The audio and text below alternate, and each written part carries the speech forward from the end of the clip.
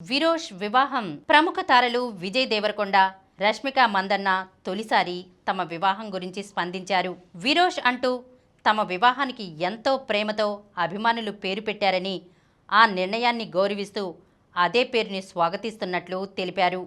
విజయ్, రష్మిక కలిసి ఆదివారం రాత్రి ఇన్స్టాలో ఓ పోస్ట్ని పంచుకున్నారు.